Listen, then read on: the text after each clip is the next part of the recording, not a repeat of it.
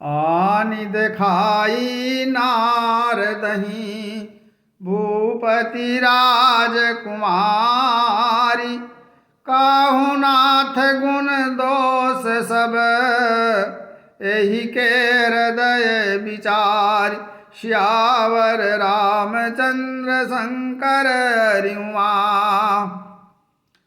फिर राजा ने राजकुमारी को लाकर नारद जी को दिखलाया और पूछा कि हे नाथ, आप अपने हृदय में विचार कर इसके सब गुण दोष कहिए। देखि रूप मुनि बिरति विसारी। बड़ी बार लगी रहे निहारी। लक्षण तासु बिलो की बुलाने। हृदय हर्ष नहीं प्रगट बखाने। उसके रूप को देखकर मुनि वैराग्य भूल गए और बड़ी देर तक उसकी ओर देखते ही रह गए। उसके लक्षण देखकर मुनि अपने आप को भी भूल गए और हृदय में हर्षित हुए, पर प्रकट रूप में उन लक्षणों को नहीं कहा। जो यही बरई अमर सोई होई। समर भूमि तेहि जीत न कोई। से वही सकल चराचर ताही। बरई शील निधि कन्या जाही।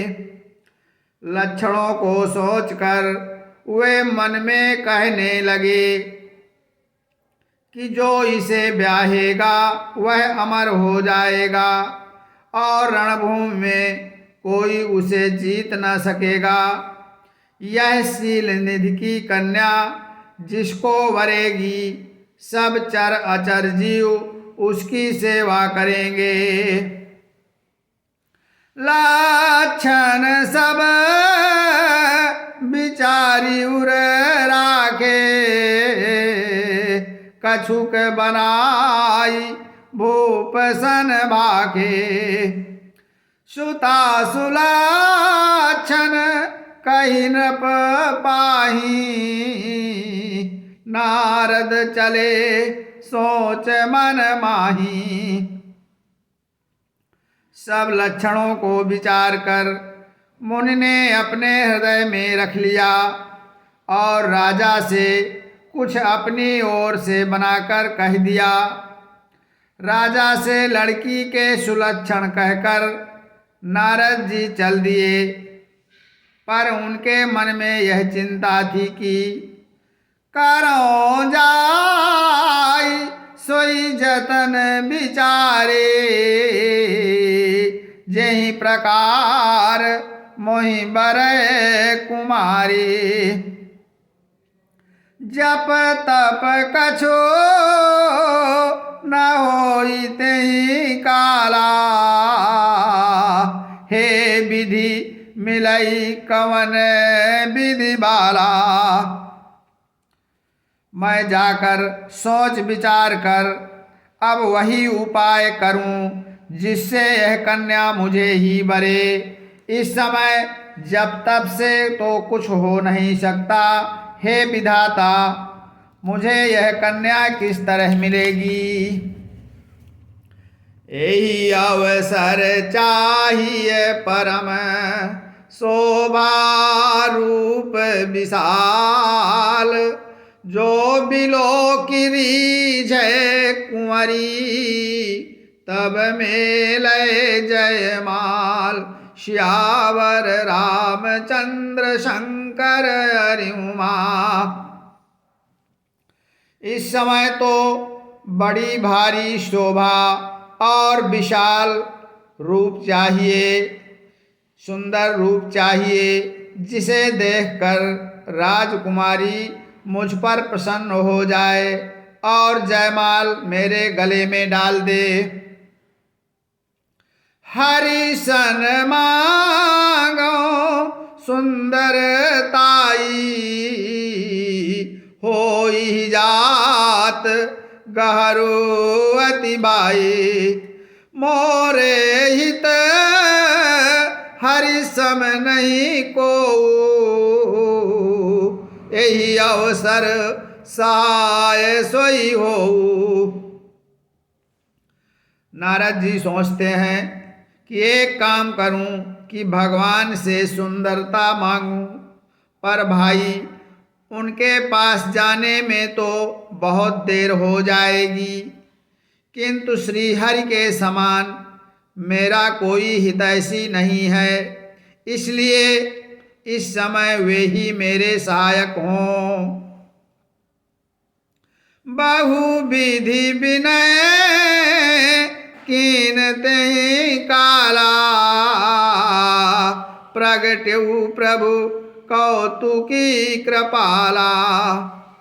प्रभु बिलो की मुनि नयन जुड़ाने, होई काजु हिये हरसाने। उस समय नारद जी ने भगवान की बहुत प्रकार से विनती की। तब लीलामय कृपाल प्रभु वहीं प्रकट हो गए। स्वामी को देखकर नारद जी के नेत्र शीतल हो गए और वे मन में बड़े ही प्रसन्न हुए कि अब तो काम बन ही जाएगा।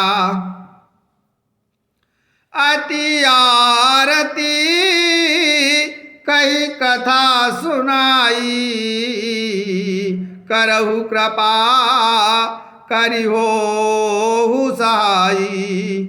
आपन रूप देहु प्रभु मोही, आन भांति नहीं पावोही। नारद जी बहुत दीन होकर सब कथा कह सुनाई और प्रार्थना की और कहा कि आप कृपा कीजिए, कृपा करके मेरी सहायता करिए। हे प्रभु, आप अपना रूप मुझको दीजिए, किसी प्रकार मैं उस राजकन्या को प्राप्त कर लूं। जय विधिनाथ होई हित मोरा, करहु सो बेगी दास मैं तोरा। निज माया बल देखी विशाला, हिय हंसी बोले दीन दयाला। हे नाथ, जिस तरह मेरा हित हो आप वही शीघ्र कीजिए। मैं आपका दास हूँ। अपनी माया का विशाल बल देख दीन दयालु भगवान मन ही मन हंसकर बोले, जेहि विधि होई ही परम हित, नारद सुनहु तुम्हार। सोई हम करम नयान कछो, बचन नम्र श्यामार। श्यावर रामचंद्र शंकर हरिउमा। हे नारद जी सुनो, जिस प्रकार आपका परम हित होगा हम वही करेंगे, दूसरा कुछ नहीं। हमारा वचन असत्य नहीं होता। कुपथ मांग रुज व्याकुल रोगी, वैद न देई सुनहु मुनि जोगी। एहि विदित तुम्हार मैं ठहु, कहियस अंत रहित प्रभु भयउ। हे योगी मुनि सुनिए, रोग से व्याकुल रोगी कुपथ्य मांगे तो वैद्य उसे नहीं देता। इसी प्रकार मैंने भी तुम्हारा हित करने की ठान ली है। ऐसा कहकर भगवान अंतर्धान हो गए। माया विबस भय मुनि मूढ़ा, समुझी नहीं हरि गिरा निगूढ़ा। गवने तुरत तारि सिराई, जहाँ स्वयंवर भूमि बनाई। भगवान की माया के वशीभूत हुए मुनि ऐसे मूढ़ हो गए कि वे भगवान की अगूढ़ अर्थात स्पष्ट वाणी को भी न समझ सके। ऋषिराज नारद जी तुरंत वहां गए जहाँ स्वयंवर की भूमि बनाई गई थी। निज निज आसन बैठे राजा, बहु बनाव कर सहित समाजा। मुनि मन हरस रूपयति मोरे, मोहित जी आनहि बरहि न भोरे। राजा लोग खूब सज धज कर समाज सहित अपने अपने आसन पर बैठे थे। मुनि नारद मन ही मन प्रसन्न हो रहे थे कि मेरा रूप बड़ा सुंदर है, मुझे छोड़ कन्या भूल कर भी दूसरे को न बरेगी। मुनि हित कारण कृपा निदाना, दीन कुरूप न जाई बखाना। सो चरित्र लखि काहू न पावा, नारद जानी सबहि सिर नावा। कृपा निधान भगवान ने मुनि के कल्याण के लिए उन्हें ऐसा कुरूप बना दिया कि जिसका वर्णन नहीं हो सकता, पर यह चरित कोई भी न जान सका। सबने उन्हें नारद ही जानकर प्रणाम किया। रहे तहाँ दुए रुद्रगण, तेजा नहीं सब भेऊ। विप्रवेश देखत फिरहीं, परम कौतुकी तेऊ। सियावर रामचंद्र शंकर हरि उमा। वहाँ दो शिव जी के गण भी थे, वे सब भेद जानते थे और ब्राह्मण का वेश बनाकर सारी लीला देखते फिरते थे। वे भी बड़े मौजी थे। जहीं समाज बैठे मुनि जाई, हृदय रूप अहमिति अनिकाई। ता बैठे महेश गण दो, बेप्रवेश गति लखई न को। नारद जी अपने हृदय में रूप का बड़ा अभिमान लेकर जिस समाज में जिस पंक्ति में जाकर बैठे थे, ये शिवजी के दोनों गण भी वहीं बैठ गए। ब्राह्मण के वेश में होने के कारण उनकी इस चाल को कोई न जान सका।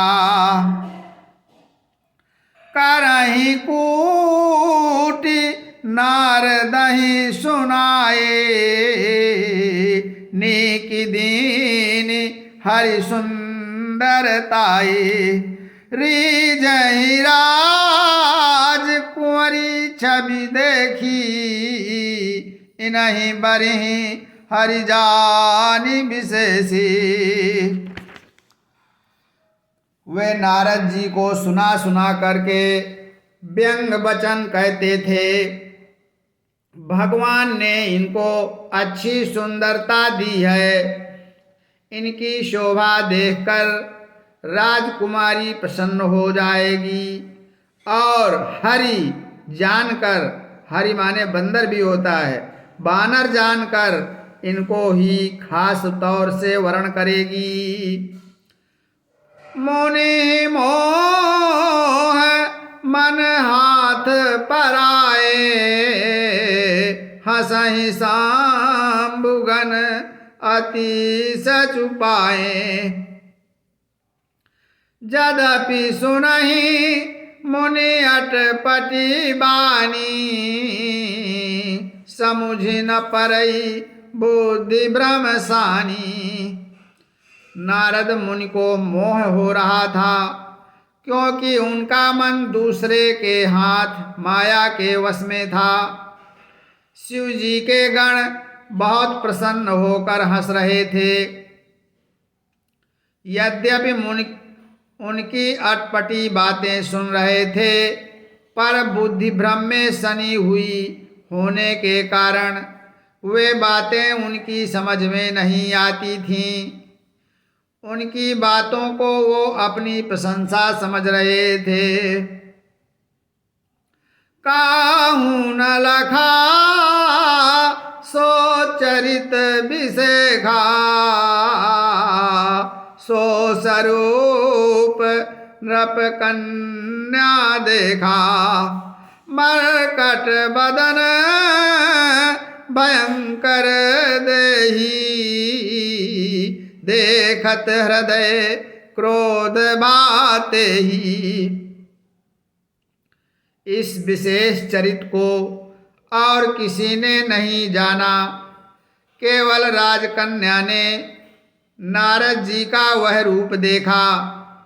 उनका बंदर का सा मुंह और भयंकर शरीर देखते ही कन्या के हृदय में क्रोध उत्पन्न हो गया। सखी संग लय कुंवरी तब, चली जनुराज मराल। देखत फिरई महीप सब, कर सरोज जयमाल। श्यावर रामचंद्र शंकर हरि उमा। तब राजकुमारी सखियों को साथ लेकर इस तरह चली मानो राजहंसनी चल रही है। वह अपने कमल जैसे हाथों में जयमाला लिए सब राजाओं को देखती हुई घूमने लगी। जही दिशि बैठे नारद फूली, सो दिशि तेहि न बिलो की भूली। पुनि पुनि मुनि उक सही अकुलाही, देखी दशा हर गन मुसुकाही। जिस ओर नारद जी रूप के गर्भ में फूले बैठे थे, उस ओर उसने भूल कर भी नहीं देखा।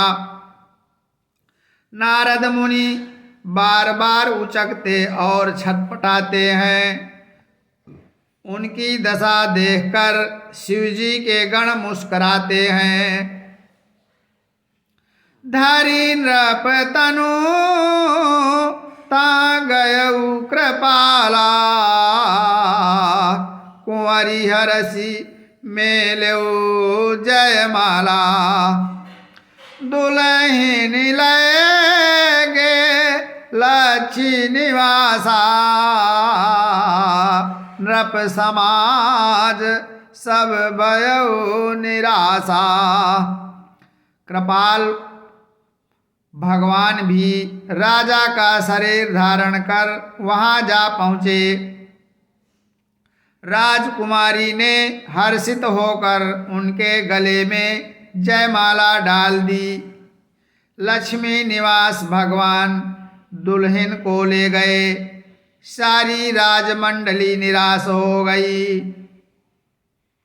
मुनि अति विकल मोहमती नाझे, मन गिर गई छूट जनु गाठी। तब अरगन बोले मुसुकाई, निज मुख मुकुर बिलो कहु जाई। मोह के कारण मुनि की बुद्धि नष्ट हो गई थी। इससे वे राजकुमारी को गई देख बहुत ही व्याकुल हो गए, मानो गांठ से छूटकर मणि गिर गई हो। तब शिवजी के गणों ने मुस्कुरा कर कहा, जाकर दर्पण में अपना मुंह तो देखिए। अस कहे दो भागे भय भारी, बदन दीक मुनि बारी निहारी। बेसु बिलो की क्रोध अति बाढ़ा, तिनहि शराप दीन अति गाढ़ा। ऐसा कहकर वे दोनों बहुत भयभीत होकर भागे। मुनि ने जल में झांक कर अपना मुंह देखा। अपना रूप देखकर उनका क्रोध बहुत बढ़ गया। उन्होंने शिवजी के उन गणों को अत्यंत कठोर शाप दे दिया। हो निशाचर जाय तुम कपटी पापी दो, हंसऊ हमहि सो लेऊ फल, बहुरे हंसऊ मुनि को श्यावर रामचंद्र शंकर हरि उमा। तुम दोनों कपटी और पापी जाकर राक्षस हो जाओ। तुमने हमारी हंसी की, उसका फल चखो। अब फिर किसी मुनि की हंसी न करना। कथा विसर्जन होत है, सुनहु वीर हनुमान। जो जन जहाँ से आयो, सोता करो पयान।